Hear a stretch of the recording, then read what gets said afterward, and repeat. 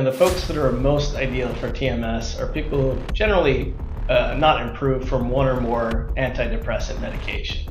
Some insurance companies will have additional stipulations, like they've had to try an augmentation or they've had to have failed on multiple rounds of psychotherapy with evidence-based psychotherapy. But generally speaking, these are folks that have major depressive disorder, obsessive compulsive disorder, or smoking addiction, who have not seen relief or had such side effects from their medication therapy that they just couldn't continue with it. So either of those would make them a good candidate for TMS.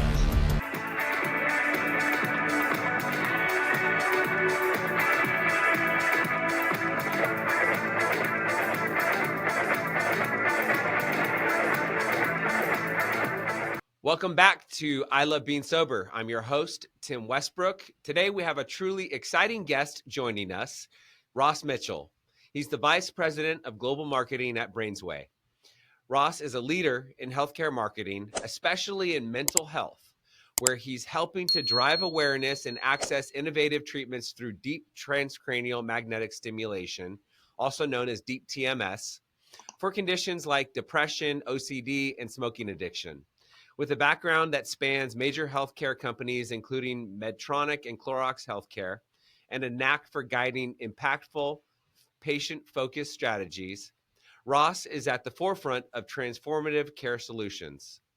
His work at Brainsway is helping to create new possibilities in the world of mental health and recovery. Today, we'll dive into the benefits of Deep TMS, Brainsway's mission, and how these advancements can support those on the path to wellness. Let's welcome Ross Mitchell to the show. Thank you. I appreciate the introduction. Welcome. I'm so glad that you're here. We met about a month ago at the Brainsway conference, where we got to meet officially in person, and Brainsway has just made we offer TMS at Camelback Integrated Health and Wellness, and the TMS we've seen just some amazing results from people. It's awesome to see kind of how they come to us. And then even after a couple weeks of doing TMS, it's like, wow, this is really an amazing treatment, a modality that we're able to offer people. And so I'm grateful that we get to talk about it today, and we get to share some content with some people. Yeah, sounds good. I've been at the company almost 7 years, and there's been pretty significant evolution over that time. When I first joined, most doctors really didn't know about this. There was very limited awareness in the public about Deep TMS, and that's changed quite a bit. Psychiatrists broadly are familiar with this. Many of them are offering it, or at least referring patients to it. And I think patients are becoming more aware of it as well. So making good progress. Is there an event or what happened that caused you to be so passionate about helping people in this capacity? Well, I've been in the healthcare field for a while. I always knew I kind of didn't want to be selling sugared soda, right? So for me, I have to believe in what I'm representing as a product and know that it's doing some benefit for humanity. So, that was an important piece of me joining Brainsway and being part of this field. And of course, mental health is such an underspoken about problem epidemic in the country, addiction as well. There's just not enough solutions, not enough providers, not enough information on where people can go and what treatments they can get. So, this seemed to me certainly like an area that can have a lot of improvement. So I guess to kick things off, can you explain what Deep TMS is and how it stands apart from other treatment options out there? Sure. So Deep TMS stands for Deep Transcranial Magnetic Stimulation, which is a bit of a mouthful, but it's a non-invasive outpatient procedure, right? So it uses an electromagnetic coil that's embedded in a helmet, and that helmet is placed on a patient's head, and it generates electromagnetic pulses that target specific areas of their brain that are involved in different mental health and addiction conditions. The goal is really to stimulate neurons and reactivate some of those areas of the brain that are either under or overactive in these different conditions. So right now we are FDA cleared to treat depression, OCD, and smoking addiction. There's been a lot of research in TMS on different, other types of psychiatric and neurological conditions as well. So there's a lot of broad application for this. It's a procedure that you would generally go to your psychiatrist's office to get. You're coming pretty much every day for a short while and receiving the 3 to 20 minute stimulation sessions.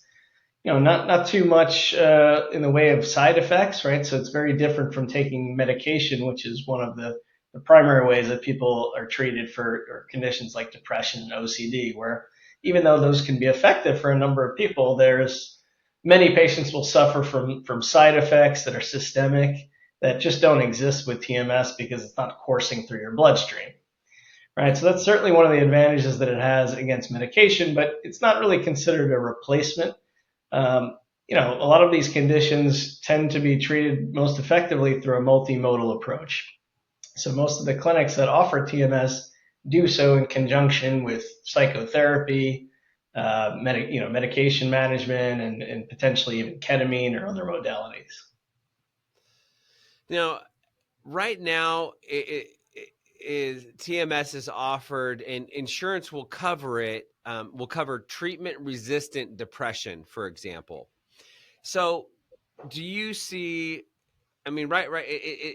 I'm curious why it's like there's either 2 medications need to be tried, or 3 medications, or 4 medications need to be attempted before TMS is offered or covered by insurance. Do you see that? Do you see that changing? Well, I mean, it has changed quite a bit. When I first joined the company, pretty much every insurance company out there was 3 or 4 medication failures, plus failure of psychotherapy, and many of those insurance companies have started to reduce the requirements to 2 or even 1. Right? So Medicare, for example, is only 1 medication failure. So I think they've seen the light, so to speak, right? And they understand the data that even though this is very effective for people who have been not helped by a large number of medications, it's also very effective as a first line treatment potentially. Right now, of course, patients are generally going to try medication first because it's a pill you can take at home. So TMS is almost certainly never going to be the first thing that people go towards, but insurance companies are understanding that it's a much more mainstream option than was thought previously. Right. Right. How does Deep TMS work in treating addiction and mental health disorders, and what makes it so effective? Well, it's using that electromagnetic coil, right, to target areas of the brain that are not functioning the way we would expect in these different conditions. So, in the case of depression, right, we're targeting the prefrontal cortex, specifically the dorsolateral prefrontal cortex, which is involved in mood regulation. For OCD, we're mostly targeting the anterior cingulate cortex, which is involved in impulse inhibition. And then for smoking addiction, we're targeting the bilateral insula, which is involved in craving behaviors. So essentially, there's a lot of neurobiological research that goes on to figure out which networks and areas in the brain are implicated in these different conditions. And then our engineers over in Israel design a coil that can specifically target that electromagnetic pulses into that area. Which specific conditions can Deep TMS address, and what does the research say about the success rates of each condition? Sure. So for the bread and butter of TMS right now is treating depression, right? Treatment resistant depression. That's been cleared for a number of years. The data, I mean, there's numerous randomized controlled studies on this, but the most compelling data is really our post-marketing data, where we collect information from the hundreds of clinics out there that are offering this in real life. Right, and it's about 4 out of 5 patients will experience a response, and about 2 and 3 will achieve remission. Right, so response meaning about a 50% reduction in their depression symptoms, whereas remission is the absence of clinical depression symptoms. So keep in mind, these are patients who have tried medication, they've tried psychotherapy, generally haven't achieved the response level that they want. So we're treating the most challenging cases and still seeing 4 out of 5 people achieving response. So this Right. is undoubtedly one of the most effective things that you can do to treat depression. In the case of OCD, that's even more of a challenge. There's fewer medications for treating folks with OCD, and about half of patients don't see significant improvement from those medications.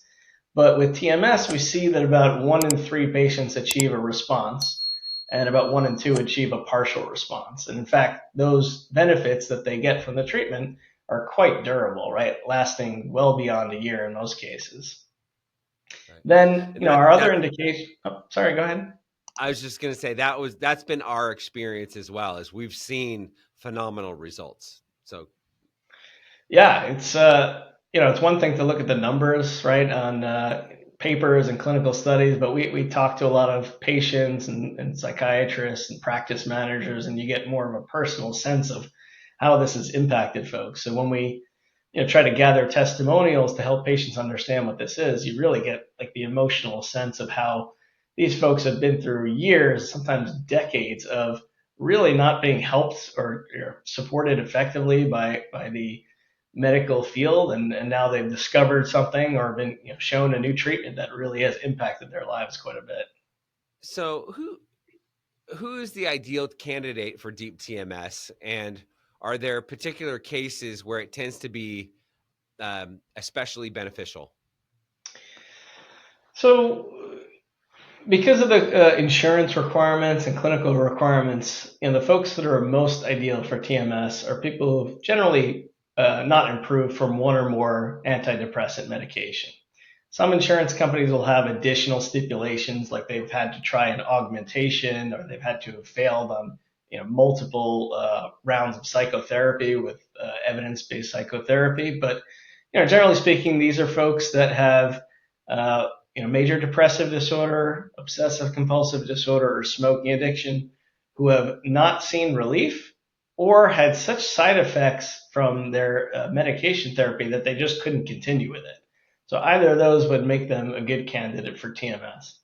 And what can patients expect during a typical deep TMS treatment session? So patients coming in, as I said, it's an outpatient treatment, so they're coming into a clinic. They're sitting down in sort of a comfortable chair under this helmet that's placed over their head. And the machine is turned on, the stimulation is turned on, and generally what patients will feel is kind of a gentle tapping sensation on their head. And that'll go on for anywhere between 3 and 20 minutes, depending on the nature of the treatment. Right? And it'll go in sort of little bursts of cycles with pauses in between. Now, the nice thing is that the patient can kind of move around, right? The helmet is on their head in a way that the coil is really clamped down on their scalp to the degree that they can move around. They can watch a show on an iPad. They can potentially read a book. They can talk to the technician, right? So it's not the kind of procedure like an MRI, for example, where you're sort of locked in this chamber. So generally speaking, it's pretty comfortable, right? Patients, the biggest side effects or adverse events patient might experience is some folks get some light headaches early on the first few sessions. There are definitely ways that the technician and the doctor can mitigate that by kind of ramping up the treatment intensity over the first few days, but that tends to go away over the first few sessions as people become acclimated to the feeling. Mm-hmm. Other folks might get, slight tingling sensation in their scalp or even potentially a little jaw discomfort, given that it might be stimulating parts of the brain that are activating, different motor response in the body. But, the dropout rates for TMS are remarkably low. We see this in clinical studies, whether it's our machine or different TMS machines. They're quite consistent that people generally start to experience benefit within the second week. And once they see that this is making a difference in their lives, they stick with the treatment. And, what limited side effects there are really don't cause many people to drop out. Now, you said that the sessions range from 3 minutes to 20 minutes. Can you tell me the difference, or Yeah. So why it would take 3 minutes or why it would take 20 minutes? the standard treatment that's been most studied is a 20-minute treatment. right? But there are sort of new modalities coming out. So one is called theta burst, right? And it's essentially using a different type of frequency and method of pulses that shrinks the treatment down to 3 minutes. Now, people still have to come into the office, right? And there's sort of the intake process and discussion with the clinician. So whether it's 3 or 20 minutes, maybe doesn't have a huge impact on people's lives. But for those folks who do have some discomfort with the treatment or maybe have scheduling issues, the 3 minute option can be very valuable. And then another thing that's coming around is accelerated TMS options.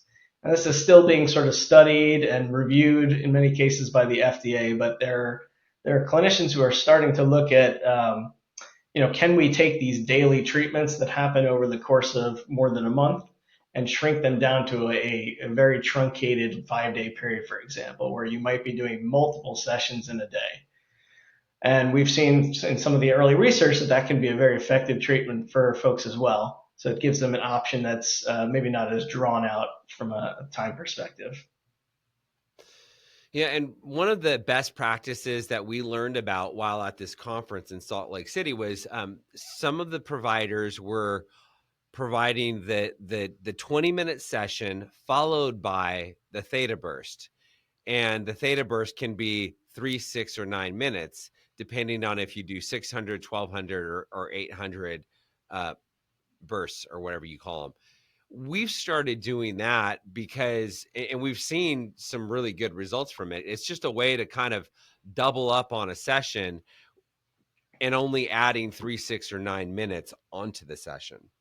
Do Yeah. you have any comment on that Yeah, protocol? this is something we've seen quite a bit. I don't know specifically if there's a randomized study that looks at that specific protocol, but there's so much in terms of parameters and variables that you can change with a TMS machine that there's still a lot of unknowns in terms of like what really is the ideal cadence of treatments.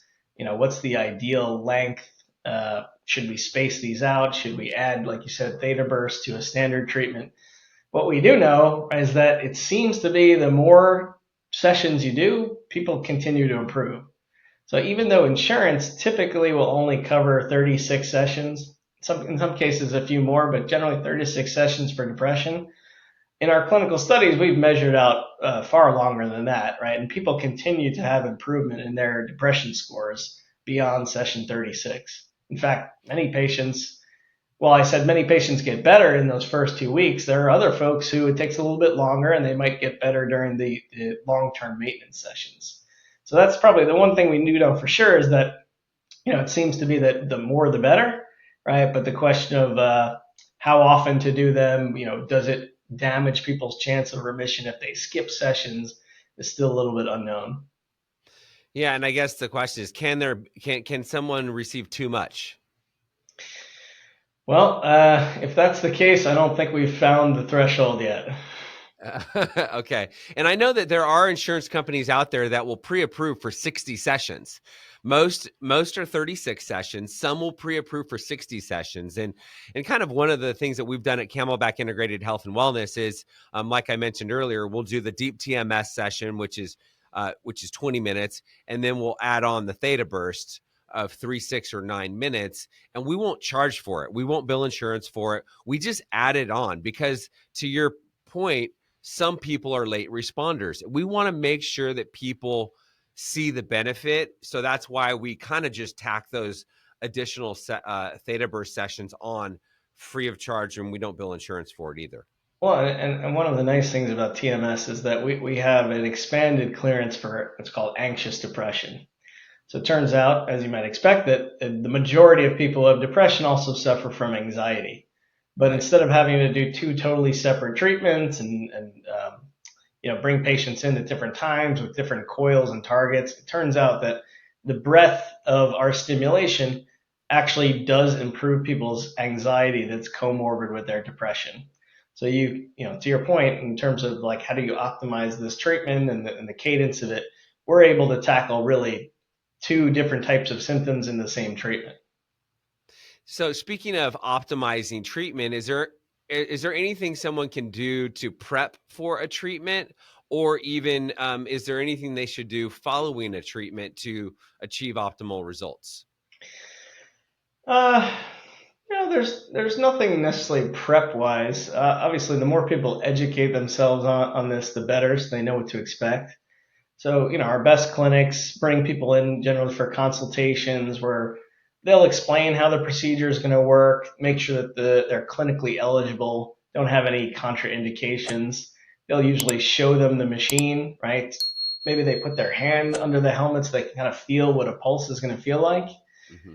But beyond that, there's not too much preparation that folks need to do. As far as afterwards, there's a lot of research into, is there this window of neuroplasticity that's opened by TMS, right? Right. So one of the theories of TMS, right, is that it's enabling your brain to almost reorganize itself, right, through this treatment. And what we've seen, at least anecdotally, is that this can make people more amenable to benefiting from psychotherapy.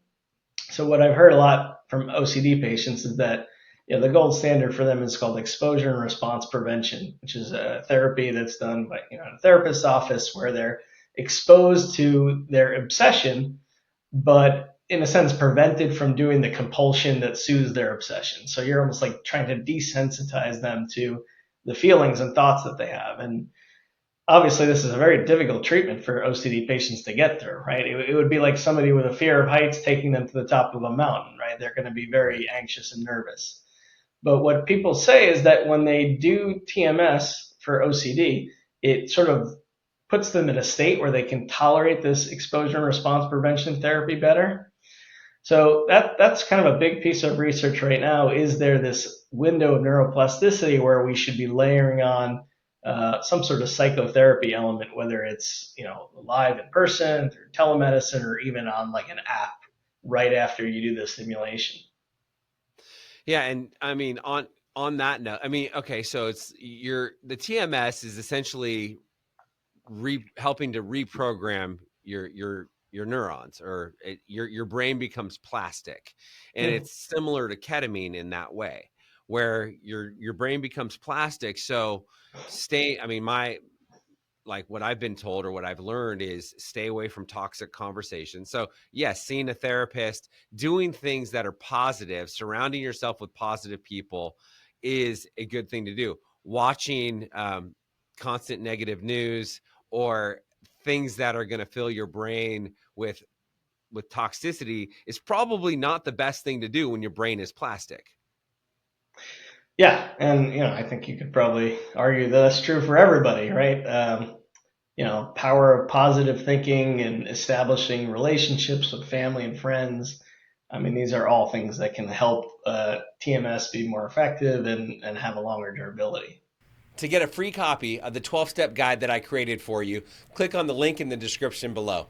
So, how soon might someone start noticing results after starting TMS, and how long do these benefits typically last? So it differs for everyone, but when we look at averages in a lot of our clinical studies, it seems that somewhere around the 2 week mark, or maybe 8 to 15, a session 8 to 15, let's call it, is when people start to notice a meaningful benefit. I mean, the good news of happening that early is that it encourages them to continue with the treatment. Now, in terms of durability, this is really one of the nice things about TMS is that even after you cease treatment, we've seen, again, it depends on the patient. Some can go into remission for years, but on average, it seems to be about a year that people experience this the benefit that they got from treatment, and then they might come back if they've relapsed into another depressive state. But if you did well in the first set of sessions, right, you achieve some sort of response or remission, insurance will almost invariably approve you to do another set of sessions when you ultimately relapse. But one Right. of the things that some clinics do, right, to try to maintain longer durability is issue sort of maintenance or booster sessions. So have patients come back in periodically for a TMS session to kind of keep them going with that improvement. Right. In your view, what does the future look like for deep TMS in the mental health and addiction treatment landscape? Oh man, I mean, there's so much potential with neuromodulation in general, whether it's TMS or there's different methodologies that are being used out there for electrical, magnetic, non-invasive, implantables. But with TMS in particular, we just talked about how it's really only a few indications in the U.S.: depression, OCD, and smoking addiction. But it's been studied for so many other different types of conditions like PTSD, alcohol use disorder, opioid use disorder, Parkinson's. And in fact, in Europe, we've got, I believe, 13 CE mark indications, right? So they've got different regulations on what you can treat people for with TMS in Europe. So we know it can, we believe it can be effective for these different areas. It's just a matter of doing the double-blind, randomized, controlled studies, and showing the data to the FDA and getting their clearance for this. But yeah, so I think there's a lot of potential for extension of TMS into different areas of addiction, different areas of neurological health. One of the things that a lot of companies are exploring are more of like a home use modality. Right, so not necessarily as a standalone replacement of what you would do in a clinic, but is there potential for a supplemental, sub-threshold TMS product, let's say, to enhance the durability of treatment?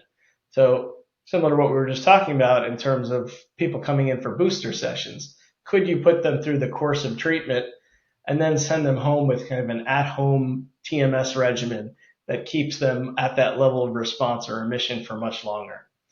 So I think these are some of the things that are being explored out there. I mean, there's also potential to even enhance the efficacy of TMS by having it address more neurons in the brain that focus on different areas of the brain and different networks. So yeah, I mean, we're still, even though TMS has been FDA cleared since 2008, in the realm of healthcare, it's still a technology that's in its infancy, and there's just a lot that can be done going forward. Right.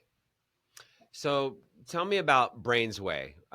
What's the long-term mission in the mental health space, and how do you see Deep TMS evolving? Yeah, so Brainsway, we're a company that's based in Israel, but with most of our commercial operations in the U.S. Right, so we benefit from sort of the entrepreneurial medical device spirit that a lot of companies that do come from Israel. But most of the deployments at this point are in the U.S. and Canada, although it's growing internationally. And our mission is just to really focus on mental health and improve the lives of patients across the gambit. So we're always looking at new indications of what else can TMS treat effectively. We do lead the field really in clinical research into these different conditions. We're always looking to kind of expand the state of the art with the technology, and can we make it more effective? Can we make it more comfortable for patients? Can we ease the use of the device with the technician and the clinician? So that's really where we're pushing forward. Right now, traditionally, our focus has been on educating psychiatrists, right? Because, starting out as a company, of course, we have to get machines out there so that there are places for patients to go, right? Now that we have, 800 plus locations in the US that are offering Deep TMS, our focus is starting to shift more towards educating and making patients aware of this, and referral partners, right? So we want primary care doctors, we want therapists to know about this so that they can tell their patients there are other options if you're not benefiting enough from this. So I think that's really like the future over the next few years, is to try to make this more of a well-known mainstream option in the zeitgeist for mental health and addiction treatment. Right. And it is more of a well-known option in some areas. And it's like in Arizona, it's becoming more well-known. It's more well-known in California, for example, in Southern California specifically. And one of the things that I loved, so I mentioned the conference that you guys held in Salt Lake City, which that conference you put on for current providers, which I loved that you guys did that, and it makes so much sense because I think I heard that you guys realized that 50% of your new machines were sold um, from current providers. And Yep, so why that's right. not put on a conference where you bring all the providers together. We share best practices. We learn more about Deep TMS and how to do a better job so that we can, and then we're going to share the results with other providers that we know in the local area. And we're going to continue to offer a better service. Yeah, I mean, that was basically the genesis of the Masterclass Symposium. Like you said, we recognize that some of our current customers are growing, opening new sites, becoming really regional or even national experts on TMS. And, traditional medical device companies, of course, provide some support, right? They'll train the hospital or the clinician on the device. They might do a little bit of marketing support, but that's about it. But I think we've realized, over the last few years that there's a much higher bar that we need to hit in terms of partnering with our customers on this. Psychiatrists aren't always businessmen, right? And we want to provide all the support that we can to help them navigate any insurance challenges. Teach them how to establish referral networks, how to attract patients for this treatment. We want to help them optimize their workflow in the practice because everybody benefits, right, when this happens. Of course, it helps us because these clinics grow. It helps the clinic be more efficient and more profitable. And most importantly, it helps them treat as many patients as possible, right? So I think that's really what we're geared towards in terms of our customer success programs is, helping customers navigate all these challenges, but also, like you said, creating a forum for people to share best practices. A lot of the time, the best ideas and the best guidance comes from your peers and not from the company selling the machine. Right, right.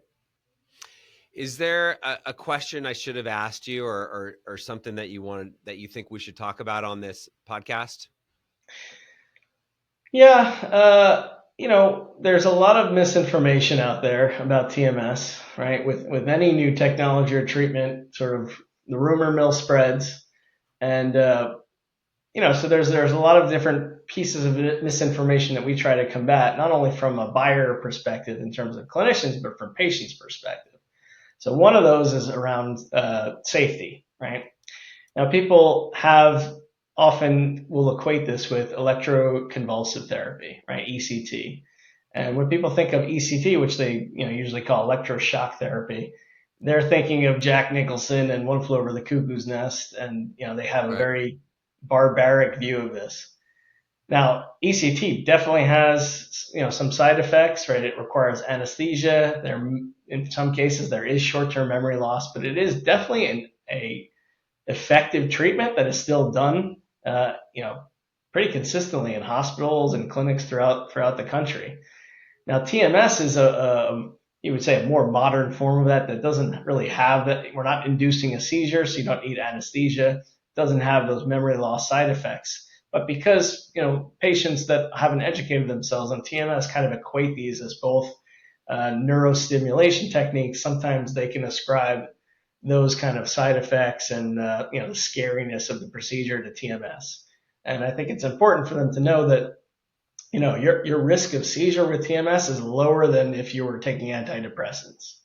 It's we've measured over 10 years, thousands and thousands of patients, and it turns out that it's about 6 in 10,000 patients who will have a seizure from this treatment, and almost always it's due to some sort of lack of communication between the patient and doctor.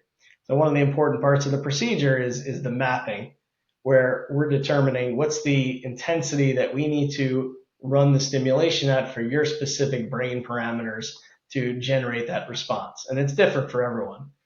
And that number changes depending on certain behaviors. So for example, if you're on a new medication suddenly, or you had a rough drinking night the night before, or didn't sleep, those can alter your motor threshold.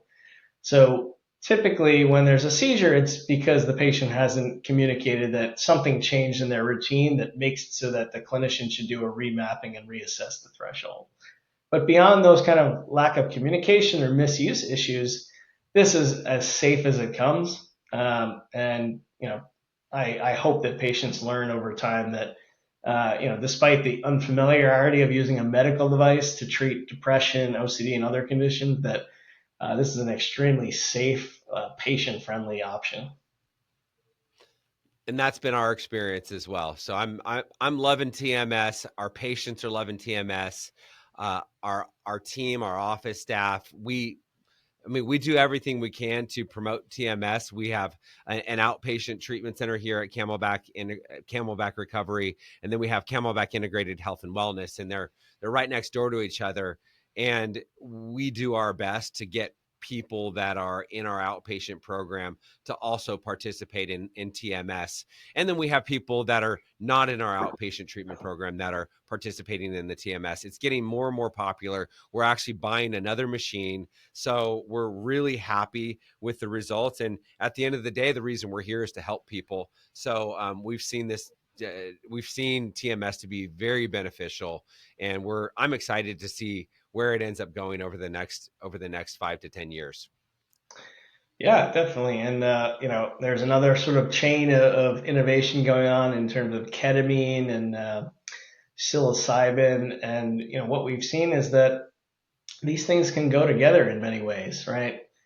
As I said before, patients tend to get better from multimodal treatments, right?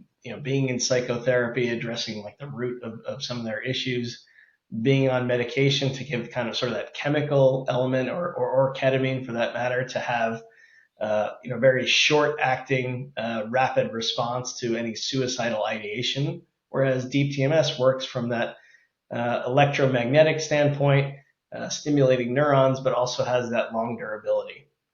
So we're seeing that all of these different treatments that are evolving or have been around for a number of years are working in concert. So I think there's a lot of opportunity to for the scientific community to get more clear about how these different treatments interact and what's really the optimal cocktail of options for different people. Yeah.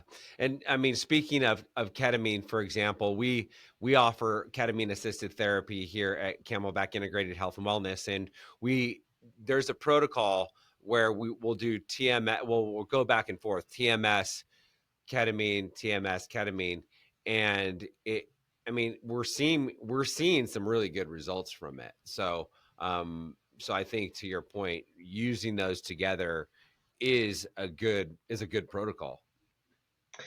Yeah, absolutely. We're seeing more and more of our customers adopting both. We're seeing ketamine specific clinics coming to us saying they want to add TMS. So I think there's a recognition that there's this more integrative approach that needs to happen to treat as many patients as possible. Right, right, right. Well, I think that about does it for me.